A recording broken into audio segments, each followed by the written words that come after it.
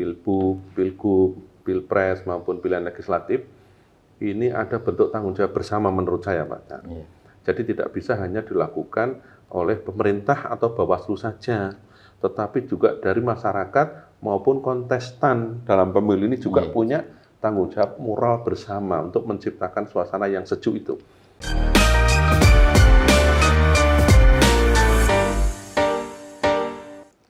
Assalamualaikum warahmatullahi wabarakatuh. Selamat datang, selamat berjumpa sahabat Bawaslu dimanapun Anda berada. Berjumpa lagi pada gelaran podcast Bawaslu Kabupaten Batang sebagai wahana menambah literasi tentang demokrasi, pemilu, dan pemilihan, khususnya pada bidang pengawasan pemilu dan pemilihan serta kehidupan berdemokrasi di Indonesia. Pada kesempatan kali ini masih bersama saya Sudargono yang akan menemani sahabat Bawaslu semua untuk berdiskusi, berdialog, untuk ngobrol santai berkenaan dengan tema yang akan kita usung pada kesempatan siang kali ini. Nah, pada podcast sebelumnya itu biasanya kan kita akan berbicara dari sudut pandang pengawas pemilihan, khususnya dalam hal ini adalah Bawaslu. Tetapi pada kali ini kita sengaja menghadirkan narasumber yang sudah memang ahli dan membidangi dalam hal materi diskusi kali ini, karena kalau saya melihat sekilas, beliau ini pernah beberapa kali menduduki posisi sebagai camat ya Pak ya di beberapa kecamatan, kemudian di DLH, terus kemudian kalau saya tidak salah baca juga pernah ngurusi Mandegani berkenaan dengan kebencanaan ya Pak ya. Kesbangpol. Iya, di Kesbangpol, dan terakhir diberi amanah untuk memimpin satu dinas yang memang mengurusi tentang masyarakat dan desa, yakni sebagai Kepala Dinas Dispermades Kabupaten Batang. Nah, langsung saja beliau sudah hadir di tengah-tengah kita, Bapak Ahmad Handi Hakim SOS. Selamat datang Pak di podcastnya Bawaslu Kabupaten Batang. Nah, langsung saja ini Pak, berkenaan dengan Bapak yang sudah banyak makan manisnya gula dan asam serta garamnya ketika Bapak ditugaskan di berbagai instansi, terutama tadi di wilayah kecamatan, terus kemudian di di Kesbangpol yang memang tidak jauh-jauh amat ya dari wilayah tentang kehidupan berdemokrasi di masyarakat. Nah, kalau Bapak mengamati dari tahun ke tahun ini Pak, perkembangan kehidupan demokrasi di Kabupaten Batang itu ada peningkatan atau setak atau apa Pak dari kacamata jenengan? Baik, terima kasih Mas Dar serta pemirsa sekalian. Jadi menurut pengamatan kami, ya, ini persoalan demokrasi yang ada di desa ini sangat juga dipengaruhi dengan regulasi yang berlaku saat itu. Jadi di era-era sebelum reformasi kita masih menganut Undang-Undang Nomor 574 dan Undang-Undang Nomor 579. Itu mengatur tentang otonomi daerah dan otonomi desa. Nah, pada saat era-era seperti saat dua undang-undang itu diberlakukan, itu kecenderungan masyarakat kita itu masih demokrasi ini berjalan sesuai dengan apa yang diharapkan sebenarnya. Jadi maksud kami adalah di sini belum terlalu vulgar seperti saat-saat ini yang harus kita akui, di mana politik kita bergeser kepada transaksional seperti itu, Mas. Di era-era yang dulu sebelum adanya reformasi itu memang kebebasan masyarakat dalam berekspresi, dalam mengutarakan pendapat memang tidak sebebas ini. Dikarenakan juga karena kemajuan ilmu maupun teknologi, khususnya teknologi informasi belum secanggih ini, sehingga sifatnya masih lokal seperti itu, sehingga memang terlihat suasananya lebih adem, lebih damai begitu. Tetapi beda dengan saat ini, di mana kejadian hari ini masyarakat bisa langsung melihat di tempat yang lain. Kalau menggunakan aplikasi misalkan lewat TikTok yang bisa live dan sebagainya. Nah, ini juga hal-hal yang sangat berpengaruh terhadap kemajuan demokrasi. Memang kita di era setelah reformasi dengan undang-undang yang baru, sekarang undang-undang desa menggunakan undang-undang nomor 6 tahun 2014. Ya, di mana dengan undang-undang seperti itu memang desa lebih mandiri, kemudian lebih punya otonomi dalam menentukan arah kebijakan maupun dalam hal ini, walaupun sebenarnya substansinya masih sama dengan Undang-Undang Nomor 5 79. Artinya kepala desa dipilih langsung oleh masyarakat, kemudian bisa mengelola kekayaan sendiri. Itu masih demokrasi maupun otonomi itu masih ada seperti itu, cuma bedanya sekarang eranya lebih dituntut untuk transparansi. Seiring dengan besarnya dana yang diberikan ke desa, tahun kemarin dengan dana desa bisa lebih berdaya, tetapi seiring itu juga besar tanggung jawabnya juga mengikuti. Karena dituntut dengan era transparansi, kemudian banyaknya NGO, LSM, maupun adanya undang-undang keterbukaan informasi publik. Ini juga pemerintah desa dituntut untuk lebih profesional dalam melaksanakan itu. Kalau era-era yang dulu belum ada. Iya, menarik ya Pak. Jadi tantangan dan dinamikanya di desa ini juga semakin berkembang ya. Kalau dulu mungkin masih bisalah dalam kondisi real yang masih dalam real itu. Terus kemudian tapi tadi yang disampaikan Pak Handi bahwa berkenaan adanya teknologi informasi yang gawai sekarang bisa semua, ini juga berpengaruh. Nah, sangat berpengaruh. Nanti kita akan kulik lebih lanjut ini. Nah, berkenaan dengan itu Pak, ketika tadi berbicara dengan praktek berdemokrasi yang dalam informasinya nanti dalam waktu dekat ini juga desa akan punya gawe ya Pak ya. Iya, betul. Berkenaan, nah biasanya orang itu kan akan berbicara demokrasi itu ya urusannya dengan pilkades kan gitu. Nah, cuma kemudian yang Bapak ini sebagai yang mandegani dinas yang memang membawai masyarakat dan masyarakat di desa, ini apa yang ini Pak, yang kesiapan dari lembaganya Bapak sendiri untuk dalam rangka mengawal itu tadi Pak. Ya, jadi perlu saya informasikan bahwa untuk Kabupaten Batang itu insya Allah tahun depan di bulan September kita jadwalkan itu akan melaksanakan pilkades untuk 204 desa. Serentak ya? Iya, nanti bisa serentak, bisa bergelombang. Nanti kita masih kaji perdanya.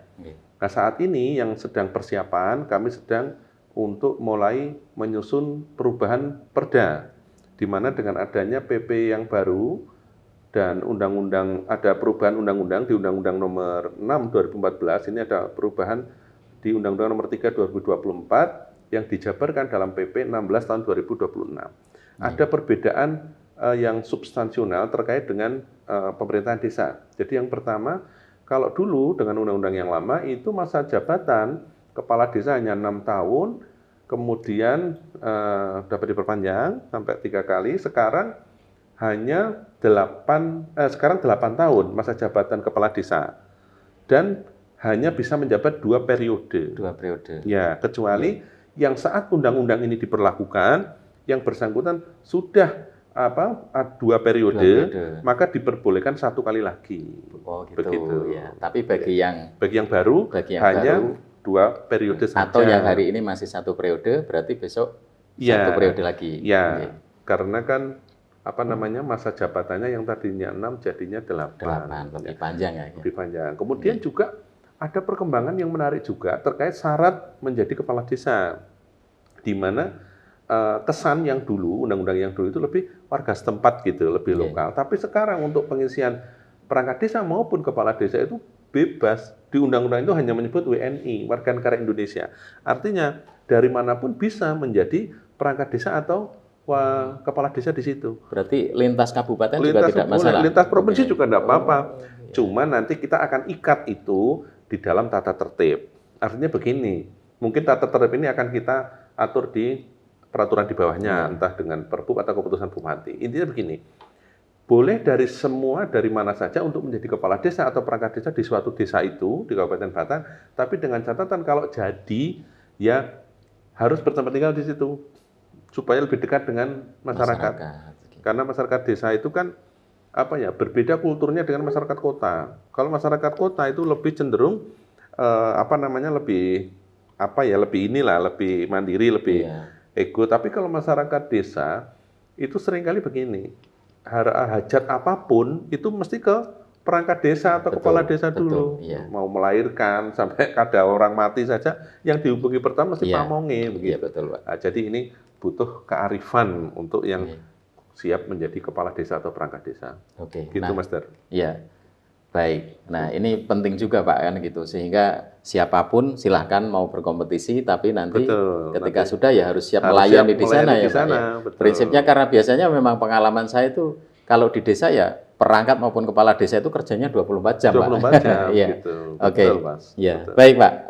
Kemudian ketika kita melihat tadi ritme politik yang ada di desa itu kadang apa ya Pak? Kalau bisa dibilang egonya, terus kemudian tingkat fanatisnya terhadap salah satu calon itu kan lebih tinggi ya dibanding dengan ketika menghadapi pemilu yang sesungguhnya, misalkan pemilu yang besar. Nah, melihat hal ini, terutama apa namanya tidak dipungkiri berkenaan dengan politik uang dan lain sebagainya atau transaksi dalam bentuk lain lah yang untuk memenangkan salah satu calon. Nah, dalam hal ini apa nih Pak yang akan dilakukan oleh Dispermades untuk dalam rangka membuat kehidupan demokrasi di Kabupaten Batang ini, khususnya nanti di Pilkades ini lebih dalam tanda kutipnya sehat lah begitu. Betul.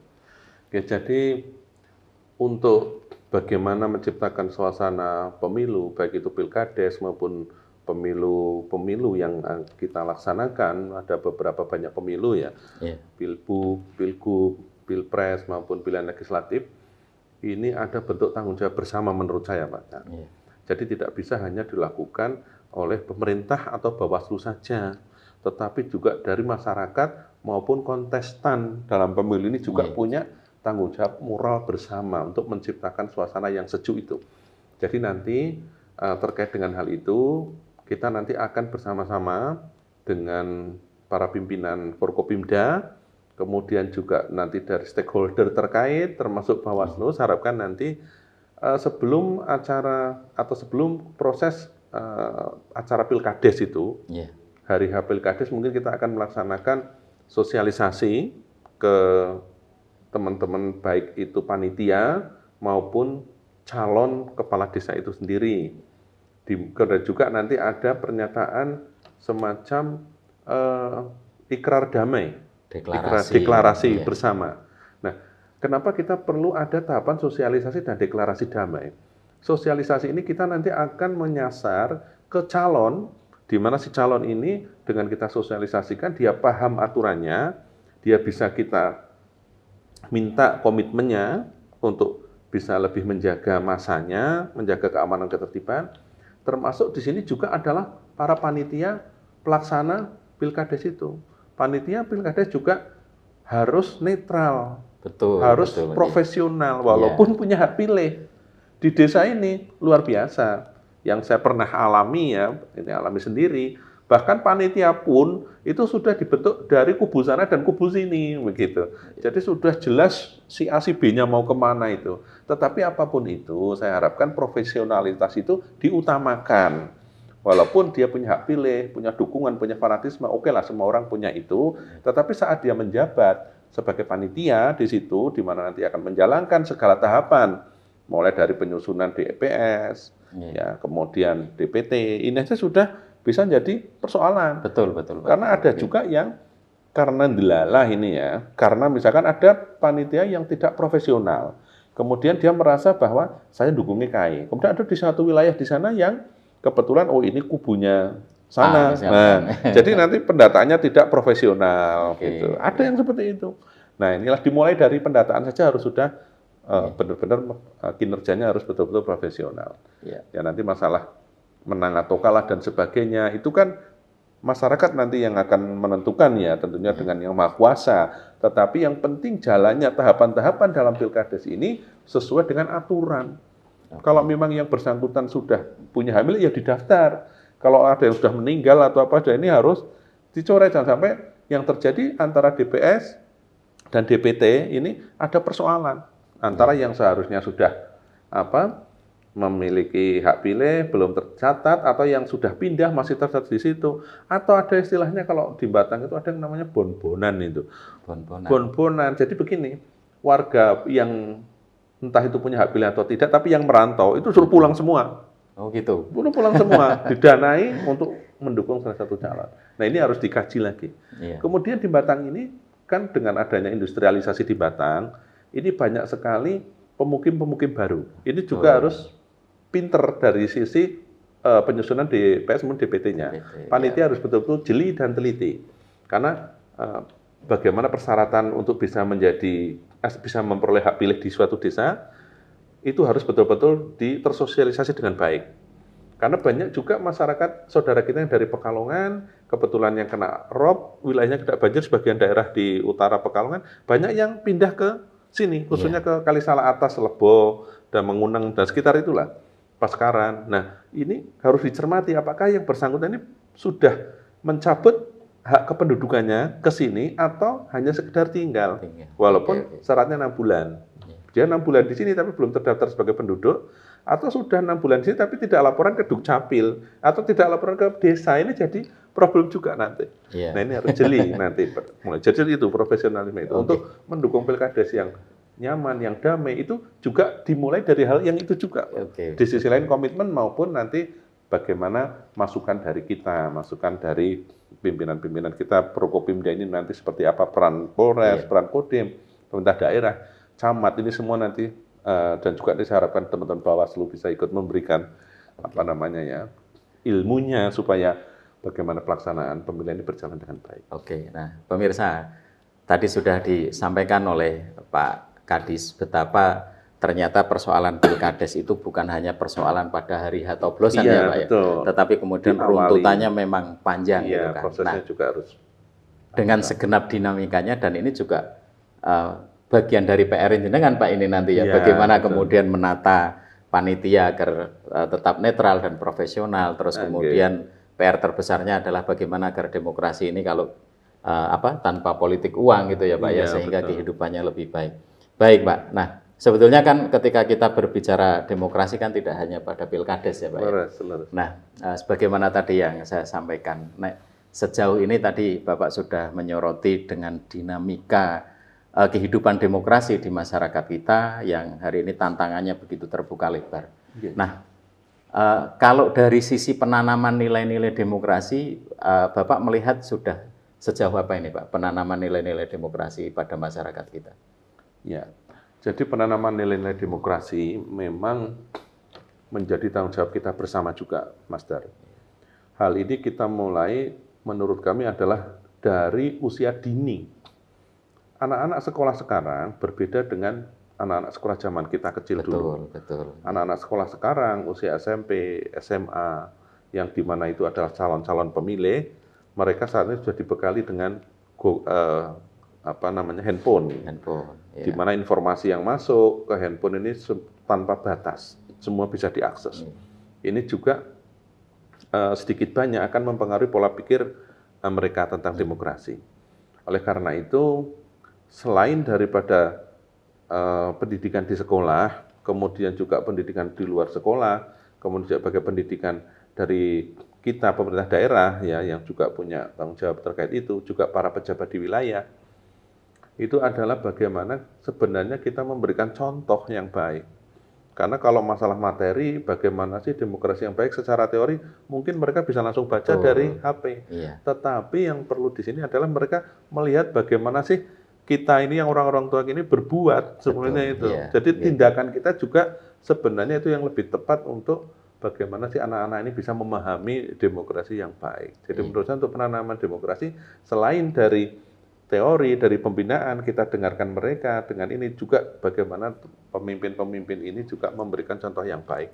Memberi contoh, toladan. Gitu ya. Jadi kalau mengadopsi teorinya Ki Hajar Dewantoro ya engarso sung tulodo barangkali ya Pak ya. Ing madya mawon karso tuturi handayani. Betul. Karena lebih mudah orang itu akan memahami manakala diberi contoh yang baik. Betul Pak. Nah, sejauh ini kita melihat kebetulan Bapak kan membawai desa dan kelurahannya ada di Kabupaten Batang ya Pak ya. Terus kemudian elemen di desa itu kan tidak hanya kepala desa perangkat, tetapi di sana juga ada BPD, ada LPMD, kemudian juga dalam satu forum ada musyawarah desa.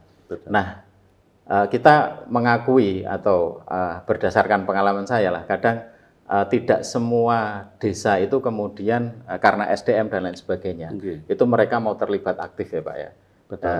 Kadang ada yang dalam bahasa Jawa lah, boro-boro gelem ditunjukkan ya gitu. Betul. Nah, PR Dispermades nih Pak, bagaimana kemudian agar komponen pemerintah desa ini maju dan mereka mau bersama untuk membangun desanya masing-masing. Atau Bapak melihat bahwa sebetulnya juga di desa-desa itu hanya masih sekadar formalitas, itu perangkat yang lain. Nah, ini kan juga menjadi tantangan ke depan Pak. Nah, ini bagaimana Pak?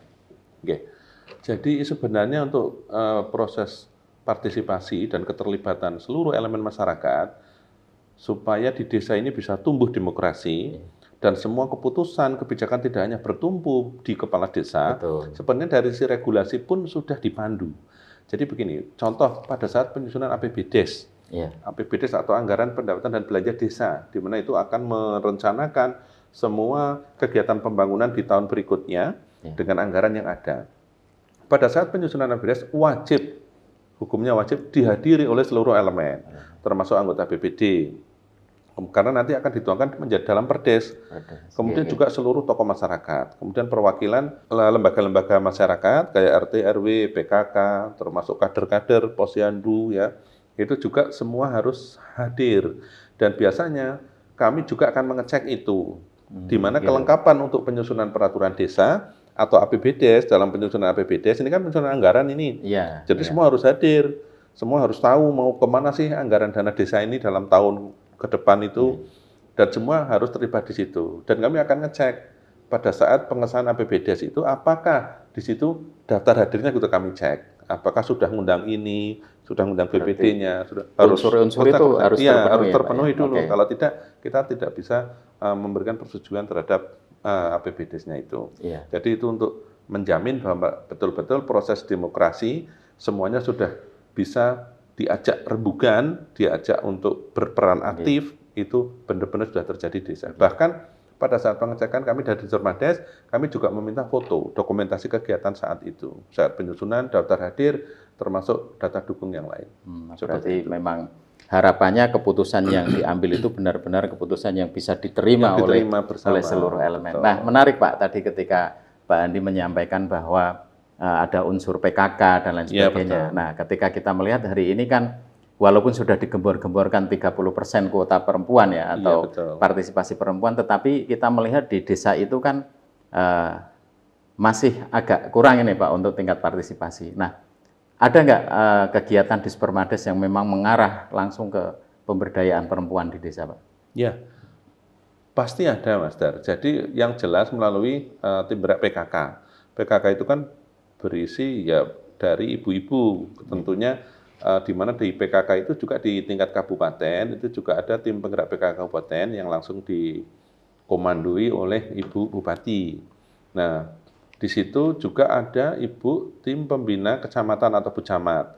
Nah, desa binaan itu merupakan salah satu upaya, di mana itu salah satu kegiatan di Dispermades yang PKK kan masuk kami juga. Itu setiap dalam 1 tahun itu tiap-tiap desa itu wajib menyiapkan 1 desa binaan. Jadi itu untuk menjamin keterlibatan perempuan di situ. Desa binaan ini banyak, ada UMKM, ada ini dan sebagainya gitu. Nanti akan ditinjau langsung oleh Ibu Bupati beserta pecamat dan tim. Sebetulnya Dispermades sudah melakukan langkah-langkah ini ya Pak ya, persuasif, langkah-langkah edukatif bagaimana agar perempuan ini semakin berdaya gitu ya Pak. Baik. Dan itu harus teranggarkan di APBD juga. Kemudian ada lagi untuk itu adalah Posyandu 6 SPM. Jadi kalian saya sampaikan Mas Dar bahwa dengan adanya Posyandu 6 SPM ini, dulu Posyandu itu kan yang gerak lebih berkaitan ibu-ibu itu. Betul. Posyandu ini adalah sebenarnya garda terdepan dalam rangka untuk pencegahan stunting misalkan, atau untuk mencegah anak usia dini itu yang belum atau yang putus sekolah atau yang belum sekolah itu di Posyandu sebenarnya. Dan Posyandu sekarang tidak hanya ngurusi masalah kesehatan saja, tetapi sudah bisa ada 6 SPM, di mana untuk masalah yang terkait dengan sarana prasarana, RTLH, kemudian Trantip, kemudian sosial, pendidikan itu bisa melalui Posyandu 6 SPM ini. Berarti benar-benar pos pelayanan terpadu ya Pak betul. ya jadinya. Jadi bisa 6 pelayanan minimal di situ. Dan itu sudah didukung oleh OPD terkait. Dan ini Bupati dalam hal ini sangat intens terkait peran dari Posyandu 6 SPM. Itu juga untuk menjamin keterlibatan perempuan juga. Iya. Nah, ini menarik juga ini pemirsa. Jadi kalau asumsi saya sendiri dulu yang namanya Posyandu itu ya hanya timbangan balita.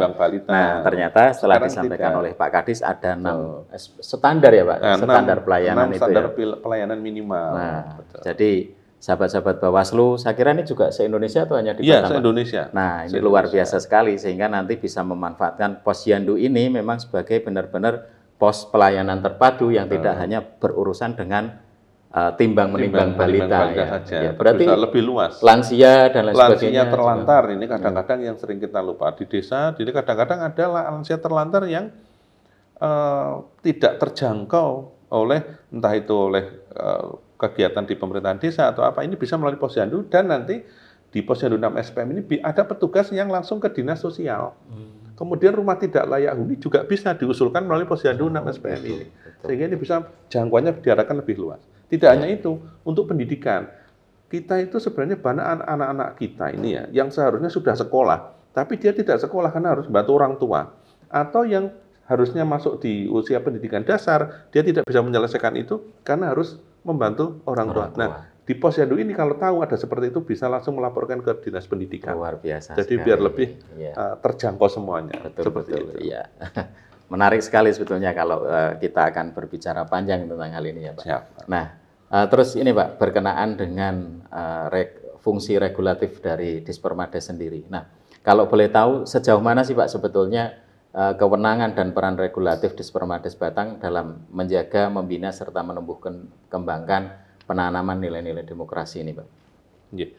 Jadi terkait dengan regulasi, kita sebenarnya bertanggung jawab terhadap pengawasan jalannya pemerintahan di desa. Nah, pengawasan pemerintahan di desa ini meliputi beberapa aspek, yaitu mulai dari aspek perencanaan yang diawali dari penyusunan APBDes tadi maupun anggaran-anggaran yang lain. Kemudian pengawasan juga melalui jalannya aturan-aturan yang sudah ditentukan oleh pemerintah yang harus dilaksanakan oleh desa. Jadi kita melakukan pengawasan langsung ke desa melalui beberapa aplikasi sebenarnya. Jadi di sini ada kita juga kerjasama dengan kejaksaan, yaitu Jaga Desa ya. Jaga Desa itu memuat seluruh perencanaan maupun kegiatan pembangunan yang dilaksanakan di desa. Jadi kita bisa memantau lewat aplikasi itu. Nah, selain daripada proses perencanaan, pada saat pelaksanaan, demokrasi ini kan tidak terbatas pada dia bisa ikut nyoblos atau hanya terkait dengan pemilu saja, gitu Mas ya. Demokrasi yang dimaksud di sini adalah bagaimana masyarakat ini bisa terjamin, bisa menjamin, aturan ini bisa menjamin kebebasan dalam dia mengutarakan unek-uneknya, dalam dia melakukan ininya. Makanya dalam hal ini juga ada lembaga kayak BPD itu. BPD itu sebenarnya kan selain sebagai mitra kepala desa dalam hal penyusunan peraturan desa, tetapi kan juga sebagainya bisa menampung dari aspirasi masyarakatnya. Dan ini dilindungi undang-undang. Semacam DPR-nya ya begitu. Karena anggota BPD ini kan terdiri dari perwakilan seluruh wilayah, seluruh pedukuhan. Nah, manakala masyarakat ini kadang-kadang kan karena terlalu luas ya, desa itu kan kadang luas banget, banyak dukuh. Ada salah satu masyarakat yang memang kalau langsung ke kepala desa itu aksesnya itu kayak susah, ketemu susah, atau karena dia merasa malu, dianggap aku wong cilik dan sebagainya, kalau ketemu perangkatnya kok kayak gitu. Nah, dia bisa melalui elemen-elemen lembaga ini. Seperti itu. Jadi memang kita juga memfungsikan lembaga-lembaga desa ini sebagai bentuk pengawasan regulasi dari kami. Karena kami tidak mungkin bisa ngawasi di 239 desa keseluruhan tanpa ada yang bantu. Gitu. Biasanya kita akan komunikasikan melalui teman-teman BPD juga. Berarti dan kita sangat ini kan. BPD juga menjadi bagian tangan panjangnya gitu ya, untuk bagaimana melihat kondisi masyarakat, terus kemudian bisa dilaporkan. Betul. Jadi semacam tadi ya Pak, ada eksekutif legislatifnya ya di desa itu. Nah, kurang lebihnya fungsinya sama seperti itu. Nah, kalau ini Pak berkenaan dengan kalau saya tidak salah bacakan sejak tahun 2020 itu kan Bawaslu menggandeng Dispermades kemudian untuk melaksanakan pembinaan ke desa-desa melalui desa anti politik uang dan Ya, desa betul, pengawasan. Nah, kalau tidak salah juga sudah ada 16 desa kelurahan di Batang yang hari ini bermitra dengan betul. Bawaslu. Nah, menurut Bapak nih sejauh mana kemudian prospek keberlanjutan dari program ini, terus kemudian menurut Bapak juga masih relevan atau tidak untuk dikembangkan ke desa-desa yang lain? Oke. Jadi dengan adanya perkembangan demokrasi saat ini yang ada di negara kita, langkah komitmen dari desa untuk mendeklarasikan diri sebagai desa yang anti politik uang, yang di sini sudah ada 16, ini saya kira harus diuri-uri malah Mas. Tidak hanya relevan tapi harus diuri-uri supaya tetap hidup. Karena 16 desa ini kalau kita hanya sekedar MOU di atas kertas tanpa ada kita pembinaan langsung ke bawah atau kita menjaga atau kita sering ke sana untuk melakukan pembinaan dan ngutur, saya takutnya ini 16 desa ini lama-lama berkurang ini. Tidak nambah malah berkurang. Karena juga ada pergantian kepemimpinan. Betul. Pada saat itu penandatanganan MOU, jangan sampai nanti Pak Lurahnya sudah selesai masa jabatannya di tahun depan, setelah itu tidak mau dilanjutkan dan sebagainya. Nah ini juga perlu ada upaya-upaya bersama Mas dari kita, di Dispermades maupun dari Bawaslu, untuk kita membina yang 16 ini, yang sudah punya komitmen. Dan untuk harapan kami malah sebenarnya tidak hanya 16. Ya kalau bisa sih, ini bisa bertambah jumlahnya yang punya komitmen seperti ini. Walaupun sulit di era-era yang seperti ini. Betul. Karena ini di era demokrasi di desa ini sangat dipengaruhi juga dengan misalkan pilihan legislatif, pilihan bupati dan sebagainya. Nanti orang kan gampang bandingnya wong KB bagi kok lurah kok orang bagi ya. Ini hal-hal seperti inilah yang jadi tantangan buat kita. Jadi komitmen dari desa di mana itu menjadi komitmen seluruh warga desa dan komitmen calon kepala desa atau kepala desa yang sudah menjabat, bagaimana dia bekerja, bagaimana dia menegakkan integritas, ini sangat berpengaruh terhadap mau tidaknya masyarakat melakukan itu. Iya, berarti kan sebetulnya dalam rangka ke sana harus dimulai tidak hanya dari masyarakatnya ya Pak ya, tapi termasuk calonnya juga harus punya komitmen dan integritas tinggi. Betul. Sehingga saya bisa membayangkan nih Pak, kalau misalkan semua calon itu deklarasi misalkan ya, deklarasi anti politik uang dan itu benar-benar diterapkan, toh kayaknya pilkades tetap jalan kan Pak? Jalan. Iya, nah, berarti kan, dan itu nanti justru akan muncul pilihan yang benar-benar pilihannya rakyat kan? Ya. Harapan kami seperti itu. Nah kemudian ini Pak, kalau harapan Bapak sendiri nih terhadap perkembangan dan kehidupan demokrasi di desa ke depannya bagaimana Pak? Ya, yang pertama sih harapan kami, di tengah deru informasi, deru kebebasan berpendapat, saya mengharapkan demokrasi ini benar-benar dilaksanakan dengan niat dan nawaitu yang tulus memilih pemimpin di desa yang baik gitu. Jangan hanya karena mohon maaf calon ini wani bagi akeh gitu. Terus kita pilih. Walaupun masyarakat tahu dia itu mungkin saja calon ini integritasnya kurang, moralitasnya kurang, komitmennya kurang, tapi karena ngasih uang banyak dia pilih. Ini saya harapkan jangan terjadi. Walaupun ada hal-hal seperti itu, ya mending milih yang bisa bagi, nek perlu ra iso bagi, tapi punya kepemimpinan yang baik, punya integritas yang baik. Jadi didasarkan kepada pilihan hati nurani yang terbaik. Toh di dalam topong tidak ada yang lihat. Iya. Yang saya harapkan itu. Karena apa? Karena ke depan ini desa ini kan ibaratnya sudah punya otonom sendiri, Mas. Punya PAD sendiri, bisa ngelola kekayaan alamnya sendiri, bisa punya pendapatan sendiri, ada anggaran sendiri yang bisa diatur. Ini kalau komitmennya baik, insya Allah desa itu sih sebenarnya nggak ini banget gitu. Bisa mengejar ketertinggalan. Bisa berdikari dan mandiri. Dan kita lihat banyak desa-desa yang punya PAD itu sampai miliaran. Ya, di daerah Klaten, di daerah mana itu banyak contohnya. Bisa benar-benar mandiri. Jadi itu yang harapkan bisa meniru hal yang baik-baik seperti itu. Gitu. Oke. Itu. Nah, ini Pak, yang terakhir barangkali ini Pak. Tadi Pak Kadis menyampaikan bahwa di tengah keterbukaan informasi yang sekarang bahkan informasi itu ada di genggaman kita. Betul.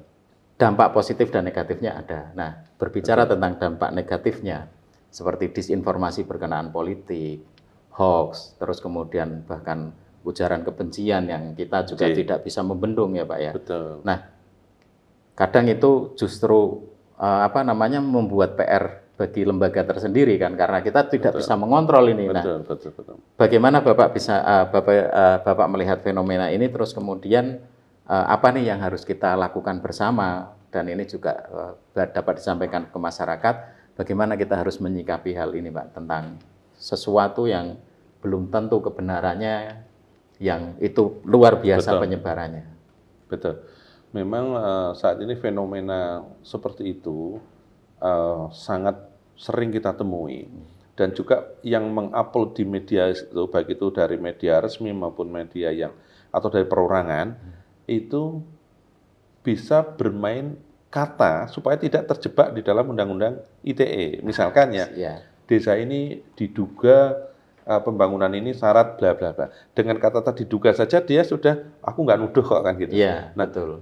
Tetapi kalau ini terus diwacanakan, terus dimuat, terus diupload, ini orang tuh seringkali menganggap bahwa ini suatu kebenaran, terutama yang kinerja di desa. Nah, oleh karena itu saya sudah menyarankan ke seluruh desa, satu, supaya punya akun atau punya FB sendiri, Instagram, akun resmi, akun resmi pemerintah desa. Nah, melalui akun resmi pemerintah desa yang bisa diakses umum oleh masyarakat, pemerintah desa harus berani menyampaikan kinerjanya seperti apa, bahwa pelaksanaan pekerjaan ini seperti apa, dan dia harus berani transparan dengan itu. Karena apa? Masyarakat kan kritis.